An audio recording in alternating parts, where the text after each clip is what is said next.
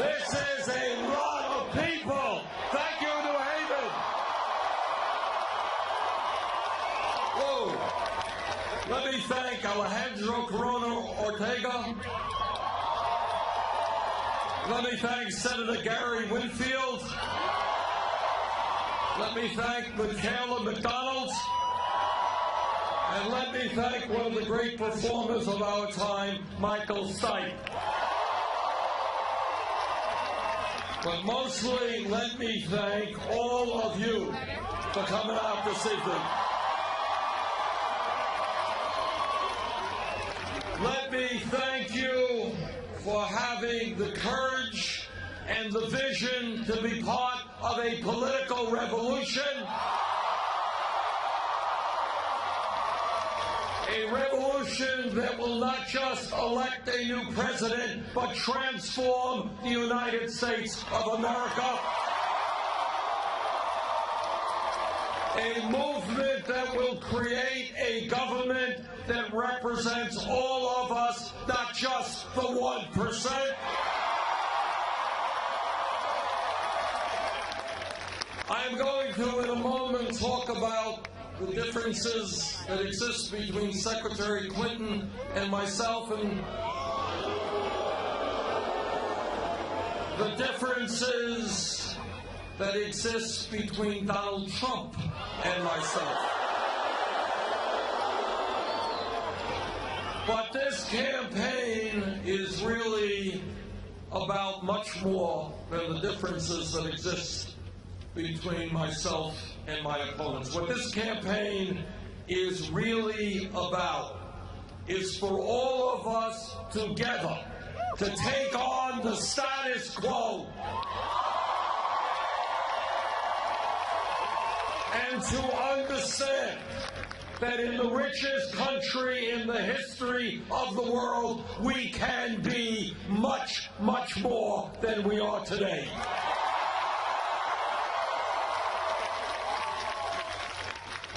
The reason that this campaign has already won caucuses and primaries in 16 states throughout the country,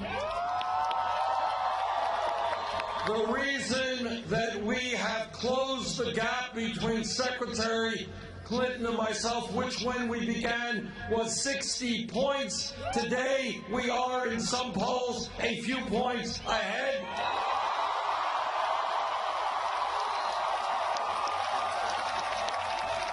The reason that we are defeating Donald Trump in national and state polls by 15 to 20 points, the reason is that we are doing something very unusual in contemporary American politics. We are telling the truth.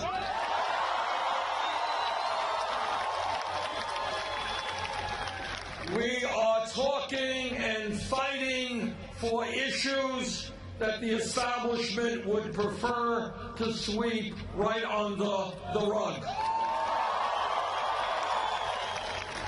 We are talking about the absolute need to reform a corrupt campaign finance system.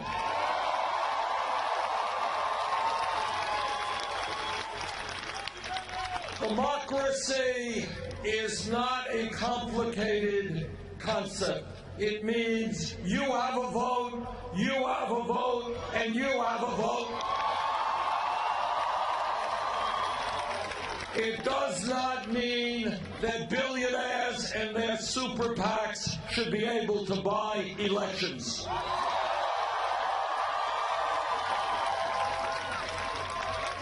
It does not mean that Republican governors should be able to suppress the vote and deny people the right to participate in the political process.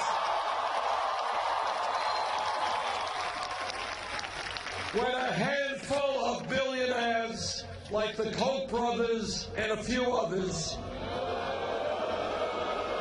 are capable of spending more money in a campaign than either the Democratic or Republican parties. That is not democracy. That is oligarchy. We will not accept that.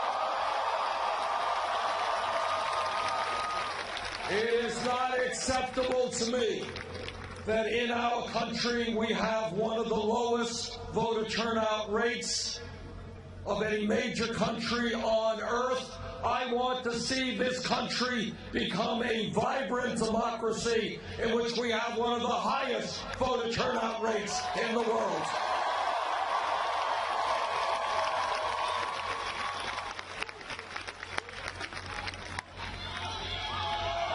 This campaign is talking not only about ending a corrupt campaign finance system, not only telling the billionaires that they're not going to buy the United States government, we are also going to take on a rigged economy.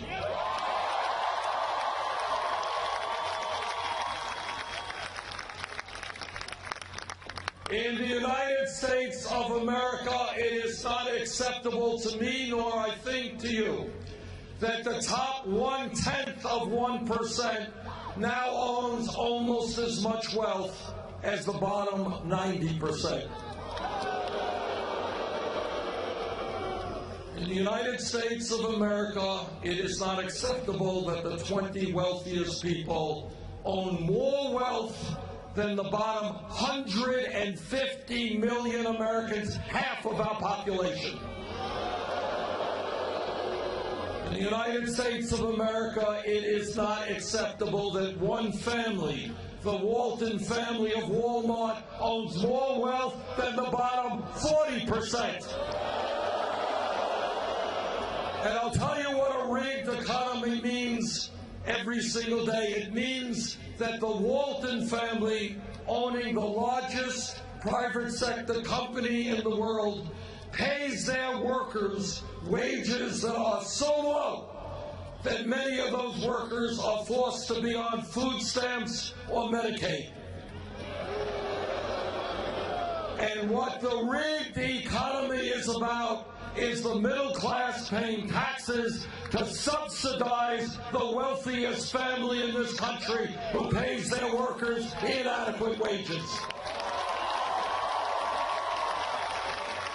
There's a lot of talk among Republican governors about welfare. Well, let me tell you about welfare.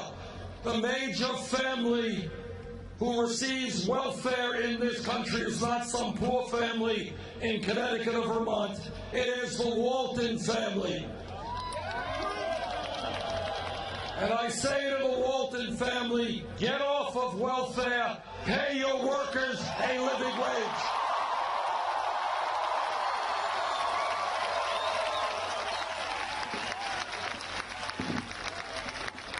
But it is not just the grotesque level of wealth inequality in America that we are going to address. It is the fact that despite a huge increase in technology and productivity, workers in this country, by the millions, are working longer hours for lower wages. Many of our people are not working one job, they're working 2 jobs or 3 jobs. We need an economy that works for all of us, not just the 1%.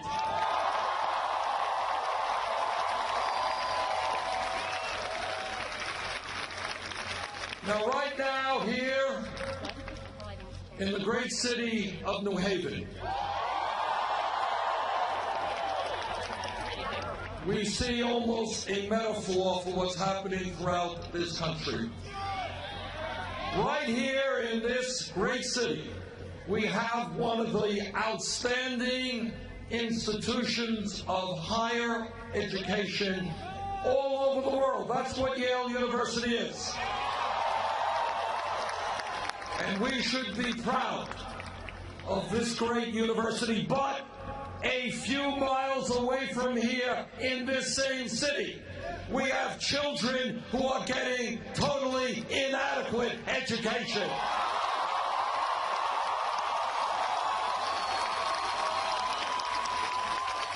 Right here, one of the great universities in the world, and a few blocks away from here, kids who in a million years would never dream that they could even get a college education.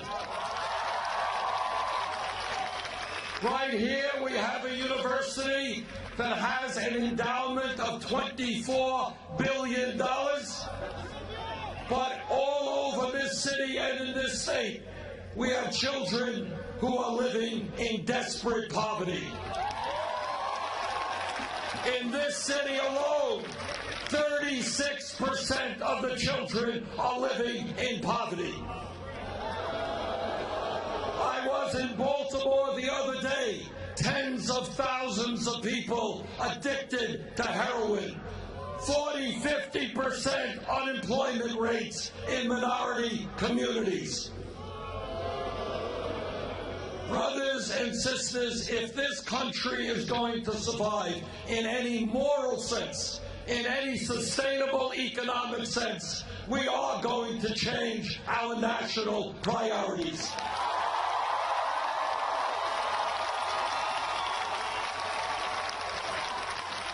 Every day I am asked by people, how does it happen that we have trillions of dollars to spend on a war in Iraq we never should have gotten into?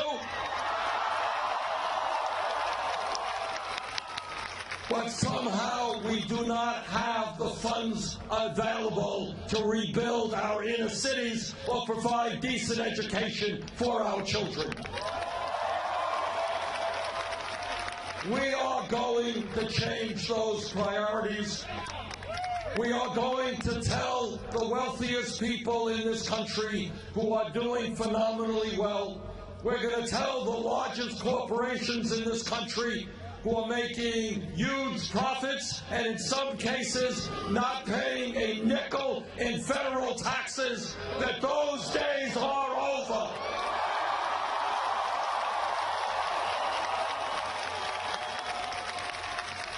We are not going to continue seeing children in America go hungry, veterans sleeping out on the streets, and multinational corporations stashing their profits in the Cayman Islands and avoiding their fair share of taxes.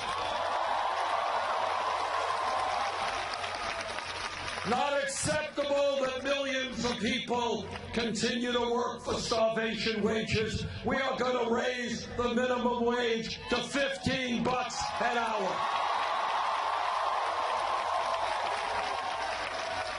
Not acceptable that women are making 79 cents on the dollar compared to men. We are going to establish pay equity for women. Not acceptable that large multinational corporations have shut down in Connecticut, shut down in Vermont, thrown millions of American workers out on the street looking for cheap labor abroad. We are going to end those disastrous trade policies and demand that corporate America invest in this state, in this country, and provide decent paying jobs.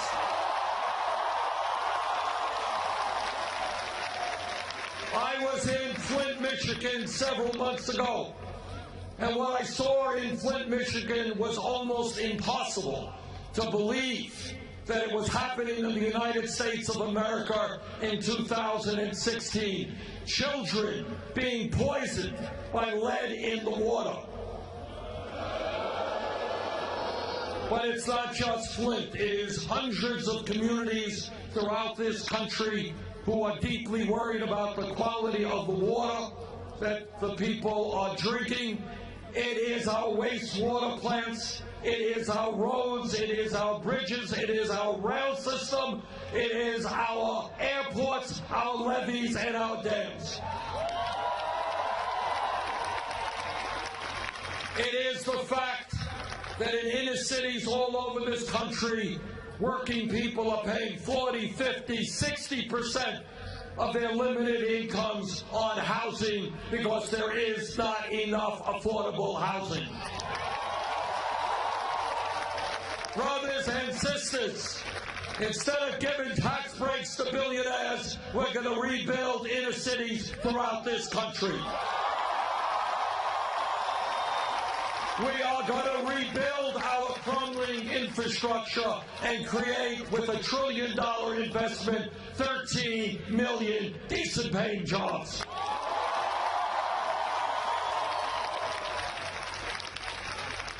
This campaign is listening to ordinary Americans, not just wealthy campaign contributors. When we began this campaign, we had to make a simple choice. Do we do what every other campaign does and have a super PAC and beg the wealthy and the special interests for campaign contributions? Well, we agreed with you. We don't want a super PAC. We don't need their money.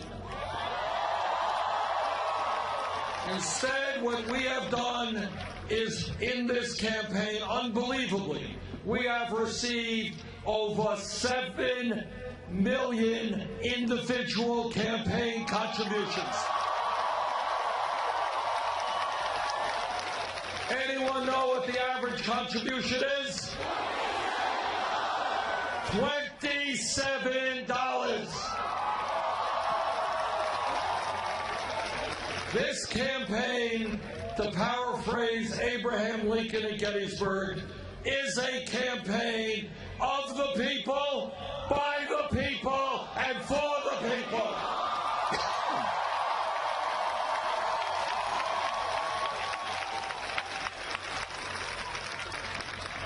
This campaign does not have a super PAC going to Wall Street or going to the drug companies asking them to fund our campaign. This campaign, unlike Secretary Clinton's, has not raised $15 million from Wall Street and millions more from other special interests. This candidate has not given speeches behind closed doors on Wall Street for $225,000 a speech. Now, Secretary Clinton has said she is prepared to release the transcripts of her speeches on Wall Street if other candidates do the same. Are you all ready here in New Haven for a dramatic announcement? All right, hold your breath, here it comes. I am announcing tonight that I am prepared to release all of the transcripts of all of the speeches I gave on Wall Street. Are you ready? Here it comes. No transcripts, no speeches, not for $225,000, not for $2.25.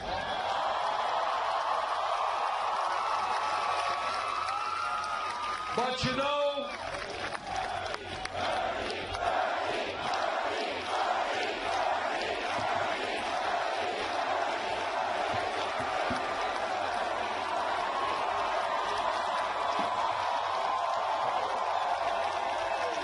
know, I've got my cell phone on and I am awaiting that call from Wall Street.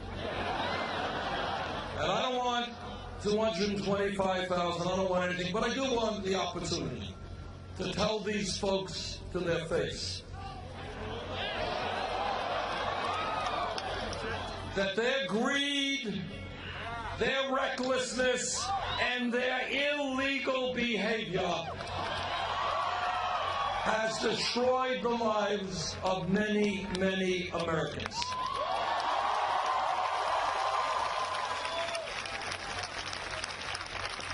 And I would like the pleasure of telling them to their face that they were bailed out, against my vote, they were bailed out by Congress because the major banks were too big to fail. Well, it turns out that 3 out of the 4 largest banks in America today are bigger now than they were when we bailed them out because they were too big to fail. Now is the time to reestablish Glass-Steagall legislation. Now is the time to break them up and create a financial system that works for small businesses, medium-sized businesses, and consumers, not a system which is an island unto itself, only concerned about their own profits. And here's another word on Wall Street. Some of you may have read that a couple of weeks ago, Goldman Sachs reached an agreement with the United States government for $5 billion. And they reached that settlement because they were selling, in the midst of the financial crisis, worthless packages of subprime mortgage loans. But here is why the American people are so angry. Turns out that a kid in Connecticut gets picked up for marijuana, that kid will have a criminal record for his entire life. But if you are an executive on Wall Street whose illegal behavior resulted in millions of people losing their jobs, their homes, their life savings, you know what happens to you? You get an increase in your compensation package. Together, we are going to bring justice to a broken criminal justice system.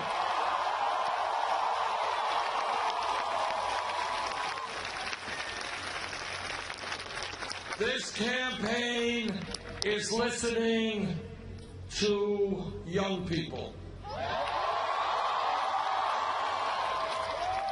And young people are asking me, how does it happen that with all of the technology and all of the global economy, why is it possible, if we do not turn this economy around, that the young generation of today, for the first time in the modern history of America, will likely have a lower standard of living than their parents? Now, I grew up in a family that never had any money. My parents worked hard so that their kids could do better than they did. That is the American dream of millions of families.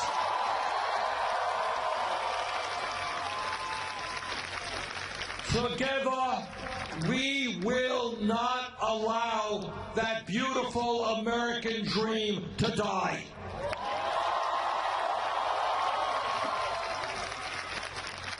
And the other thing that young people are asking me is, how does it happen that when they do the right thing, when they go out and get the education they need, the best education they can, how does it happen that they end up $30,000, $50,000, $70,000 in debt? What this campaign is about is thinking outside of the box, outside of the options that the media wants us to think in.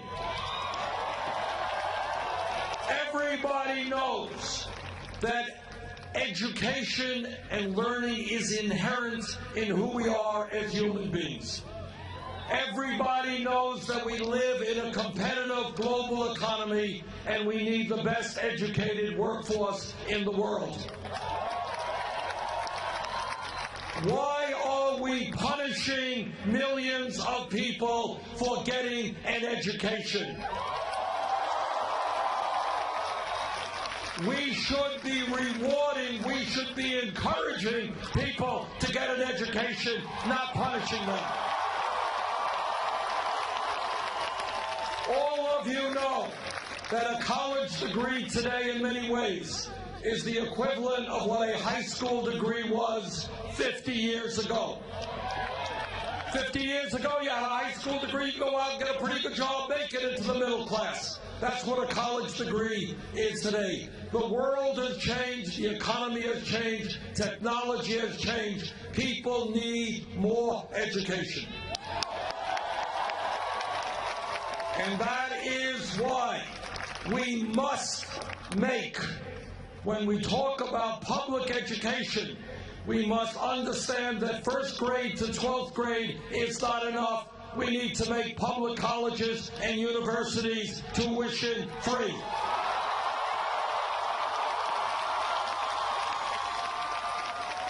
That is not a radical idea. And I don't want anybody to think it is. It exists in Germany, it exists in Scandinavia. Countries all over the world understand that their economies will not do well unless they invest in their young people so they get the best education possible.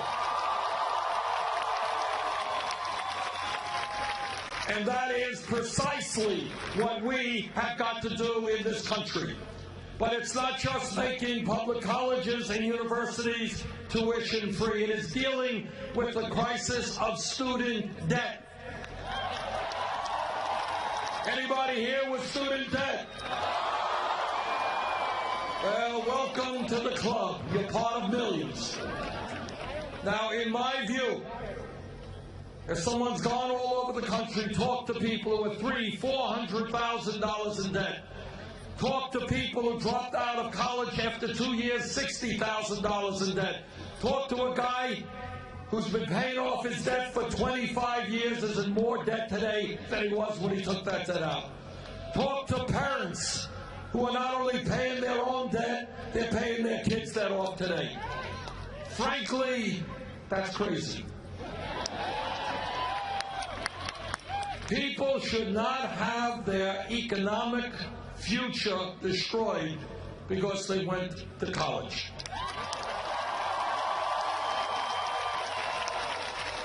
And that is why we have got to substantially reduce student debt by allowing people with that debt to refinance their loans at the lowest interest rates they can find.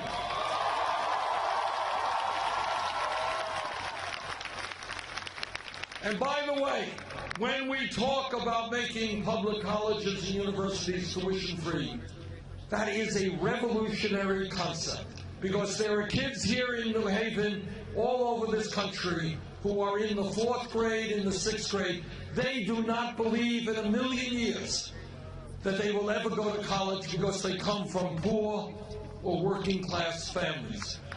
Our job is to tell every child in this country that if you study hard, if you do your schoolwork well, yes, regardless of the income of your family, you will be able to get a higher education. And that is revolutionary. This campaign is listening to our brothers and sisters in the African American community. I have been to Flint and seen children poisoned. I have been to Detroit and have seen a public school system on the verge of financial collapse. I have been to Baltimore, where tens of thousands of people are addicted to heroin. We have a moral obligation to rebuild the inner cities of this country, to tell the young people where unemployment is 40, 50, 60%, that their future will be decent jobs, not jail cells.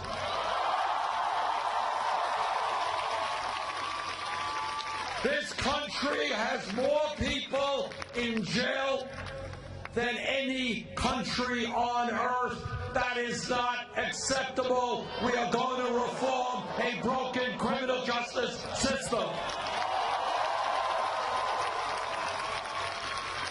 We're going to invest in education and jobs for our kids, not jails and incarceration. We're going to reform local police departments all over this country. I am a former mayor. I've worked hard with police officers all over my state and all over this country, and the vast majority are honest, hard-working people doing a very difficult job. But like any other public official, when a police officer breaks the law, that officer must be held accountable. As a nation, we must understand that for the police, lethal force is the last response, not the first response. We have got to demilitarize our local police departments so they don't look like occupying armies. We have got to make police departments reflect the diversity of their communities. We have got to end corporate ownership of prisons and detention centers. We have got to make certain that when people do their time and they get out of jail, they have the right to vote. We have got to rethink the so-called war on drugs. Over the last 30 years, millions of Americans have received police records for possession of marijuana. Today, marijuana is listed under the Federal Controlled Substance Act as a Schedule I drug. That is nuts. And that is why, if elected president, we're going to take marijuana out of the Federal Controlled Substance Act. It is the decision of states whether or not to legalize marijuana, but it should not be a federal crime. But when we talk about drugs, you all know that in this state, in my state, all over this country, we are facing a major epidemic of opiate addiction and heroin addiction, and every single day, people are dying of overdose. And that tells me that we need a new approach to addiction and substance abuse. It must be addiction and substance abuse must be seen as a health issue, not a criminal issue.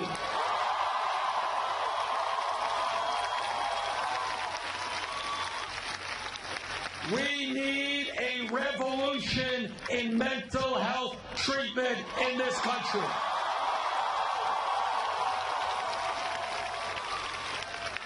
We need to make certain that when people need mental health treatment, they get it today, not 6 months from now. Now, in that context, I'm not quite sure why your governor has cut mental health treatment in the state of Connecticut. We need to expand that treatment, not cut. There are thousands of people in this country who are walking around, who are suicidal, who are homicidal. They need treatment now. That's what we have got to provide.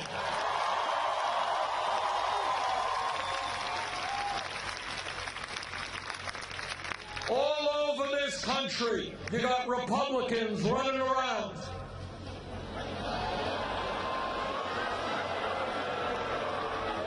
And they are talking about family values. Oh, they just love families, especially wealthy families who make campaign contributions. But you all know that when they talk about family values, what they are talking about is telling every woman here tonight, in this state, in this country, that she does not have the right to control her own body. I disagree.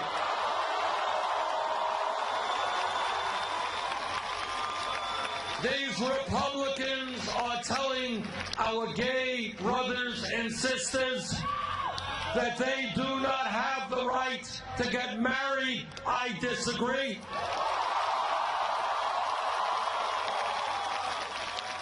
Jane and I have been married 27 years. We got 4 great kids, 7 beautiful grandchildren. When we talk about family values, we talk about ending the international embarrassment in which the United States is the only major country on earth not to guarantee paid family and medical leave. Think outside of the box. Think outside of the status quo.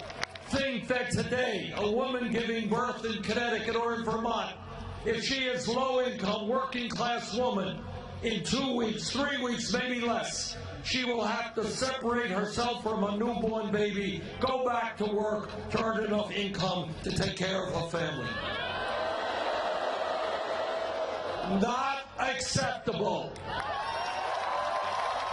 In this country, we will pass 3 months paid family and medical leave.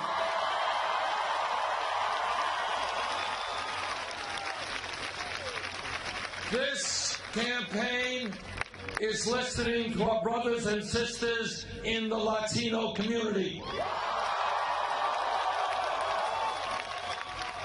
They are telling us that there are 11 million undocumented people in this country. Many of them are being exploited every day on the job because they have no legal rights.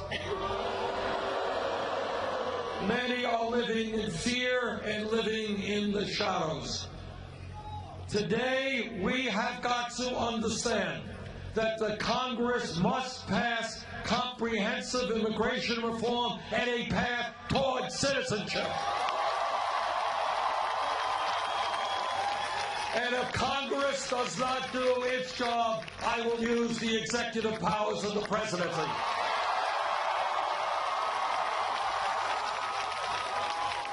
This campaign is listening to people whose pain is almost never heard, and that is our brothers and sisters in the Native American community.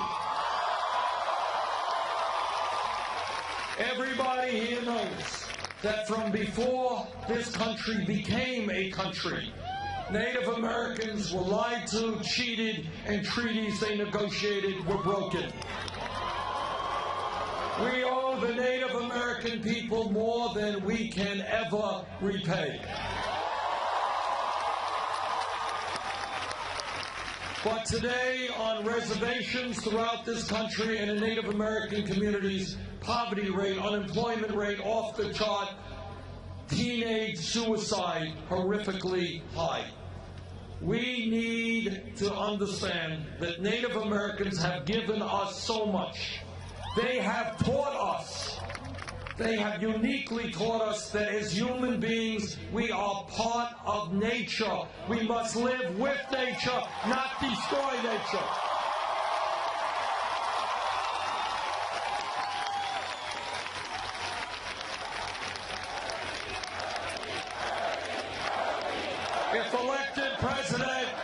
If elected president, we will have a new relationship with the Native American people. And when we talk about the environment, let me tell you, I am a member of the U.S. Senate Committee on the Environment.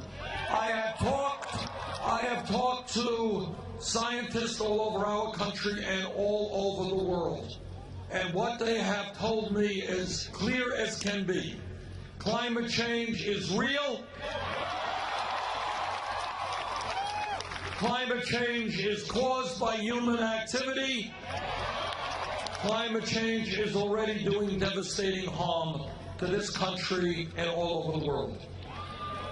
We have a moral responsibility to our children and grandchildren to leave them a planet that is healthy and habitable.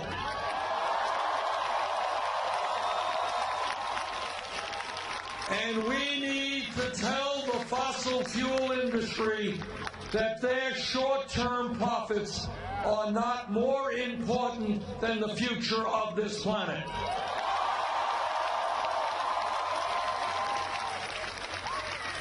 And that is why together we are going to transform our energy system away from fossil fuel to energy efficiency and sustainable energy.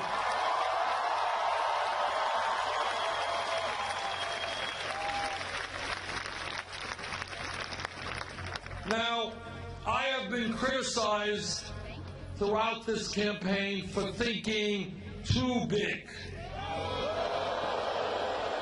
I've been told we gotta think in very little terms.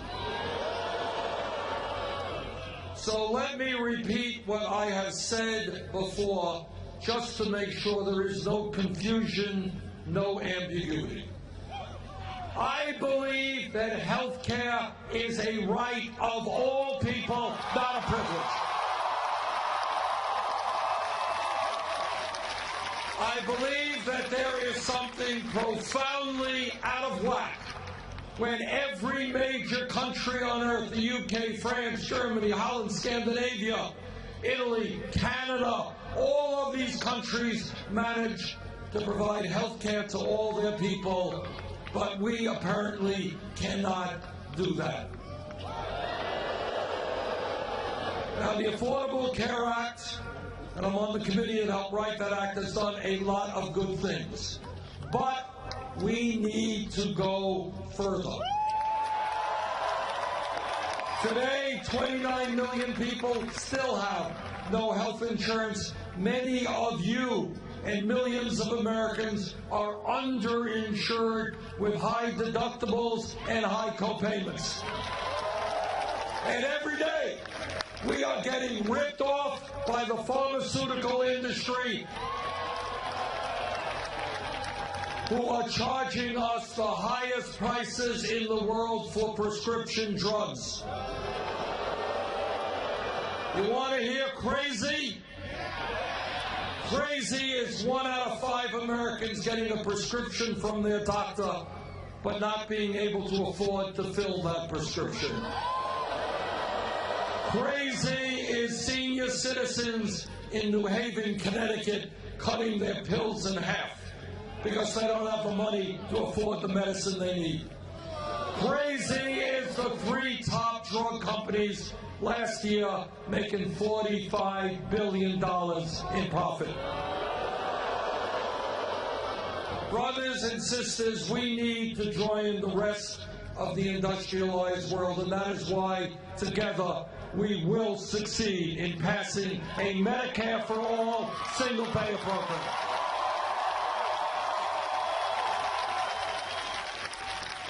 Think what that will do to America. You don't have to stay on a job you don't like just because you get good health insurance there. We can free up the entrepreneurial spirit of America. People can go out on their own, start great businesses, and have health insurance. People can go to the doctor when they are sick, not worry about a copayment or a deductible. And a Medicare for All program will save the average middle-class family thousands of dollars a year in their health care costs. Now, this campaign is about differences that I have with Secretary Clinton. Let me lay out just a few of them. Today, the minimum wage of $7.25 an hour is a starvation wage. She wants to raise the minimum wage to $12 an hour. Not good enough. Together, we're going to raise that minimum wage to $15 an hour. Unlike Republicans, Secretary Clinton understands that climate change is real. That's a good thing. But if we're going to transform our energy system, we have to have the guts to stand up to the fossil fuel industry and impose a tax on carbon. That's a way to transform our energy system. That is my view. That is the view of leading environmental economists all over the world. That is not Secretary Clinton's view. I believe that one of the great crises we are facing today, and it will only get worse in the future, is the need to make sure we have clean drinking water for people in this country and around the world. If we do not get our act together, the day will come when wars will be fought not over oil, but over water. That is why I believe that starting yesterday, we have got to impose a ban on fracking.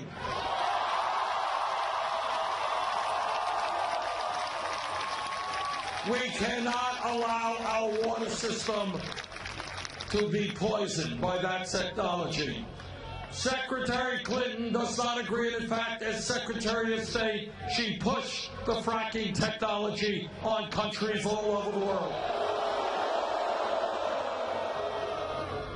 A great nation is judged not by how many billionaires it has or how many nuclear bombs it has.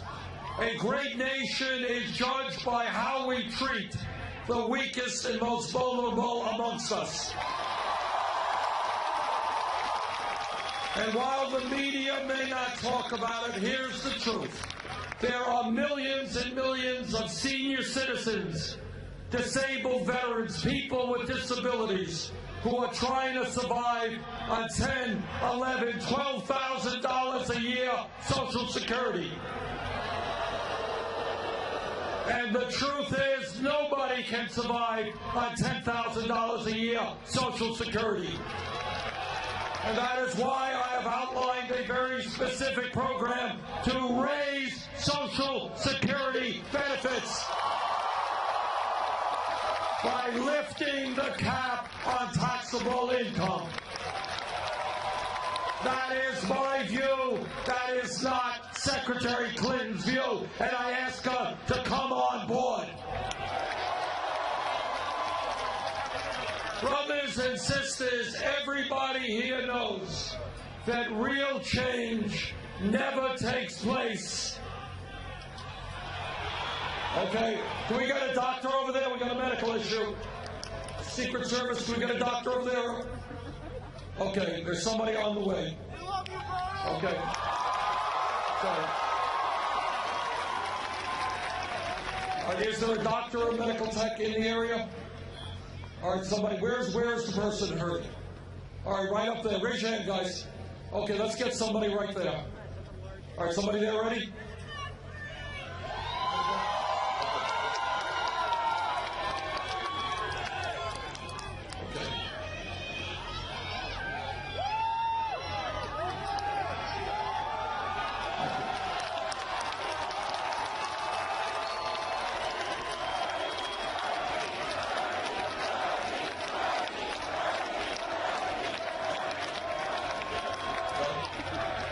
Is that person being taken care of? Yeah, okay? Okay. All right.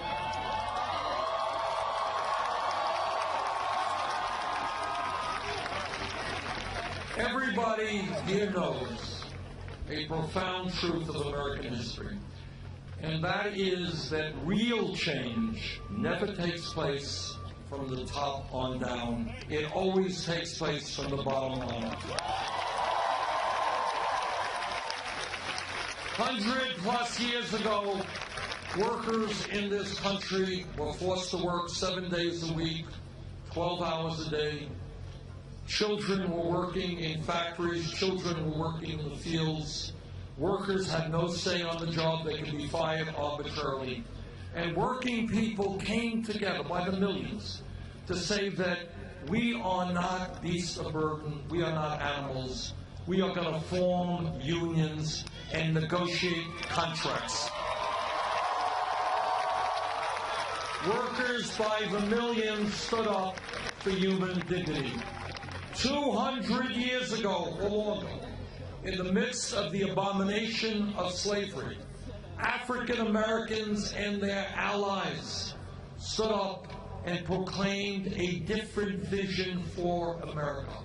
A vision in which we would wipe out racism and bigotry and discrimination. And we will never know the names of the people who were killed in that struggle, who went to jail, who were beaten, who were lynched. We will not know all of those names. But millions of people stood up and said, sorry, the vision of this country is not hatred and discrimination. We are going to end bigotry.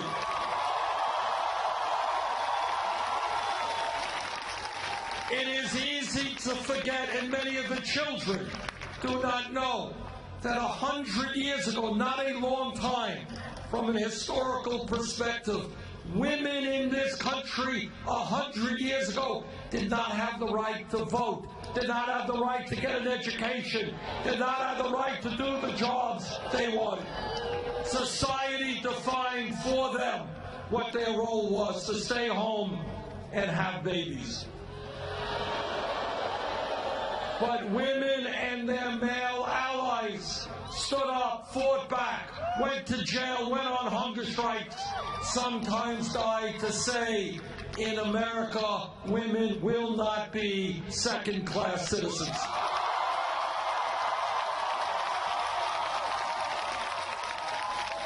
If we were here 10 years ago, no time at all, somebody jumps up and says, you know, Bernie, I think that in the year 2015, gay marriage will be made legal in every state in this country. The person next to her would have said, you are nuts, that can't happen. You're thinking too big. You're asking for too much. There's too much hatred out there. There's too much bigotry. But what happened is the gay community and their straight allies stood up, fought back.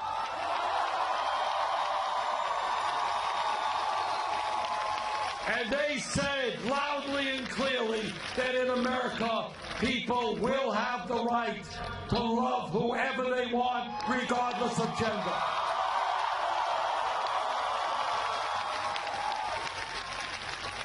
Five years ago, no time at all, if we were here, somebody jumps up and says, you know, Bernie, this $7.25 federal minimum wage, starvation wage, we got to raise that minimum wage to $15 an hour.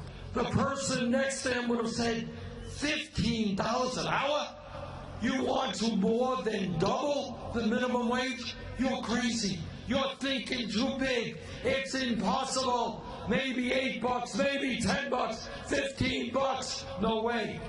But what happened is that workers in the fast food industry, McDonald's and Burger King, Wendy's, they went out on strike.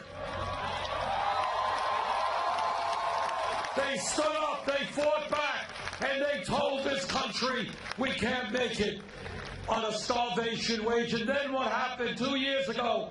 Seattle, Washington, $15. Los Angeles, San Francisco, Oregon, California, New York State, $15 an hour. Here is my point, and it's a simple one. Do not believe what the media or anyone else tells you, that we cannot change the status quo.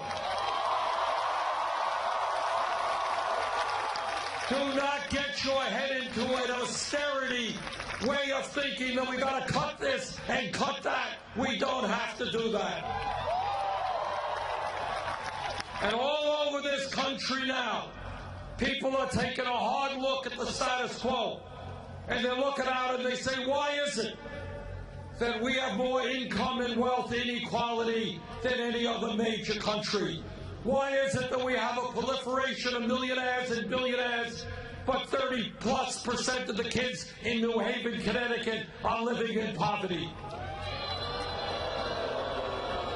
Why is it that workers in this country have to work 2 or 3 jobs to cobble together some income and some health care? Why is it that women make 79 cents on the dollar? Why is it that our infrastructure is crumbling before our eyes?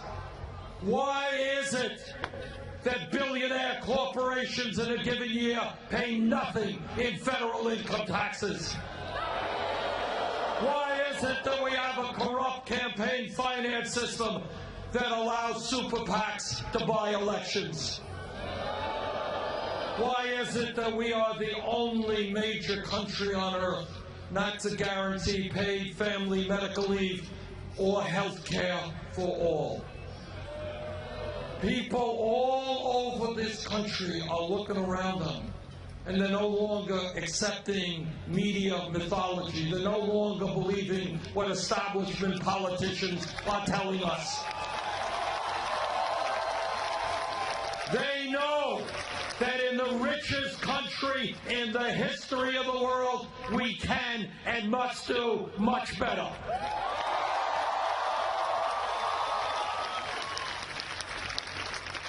And let me tell you what no presidential candidate will tell you. No president, not Bernie Sanders or anybody else, can do it alone. I can't do it alone because Wall Street and corporate America and the corporate media and the wealthy campaign contributors are so powerful that no one person can do it alone. What we need are millions of Americans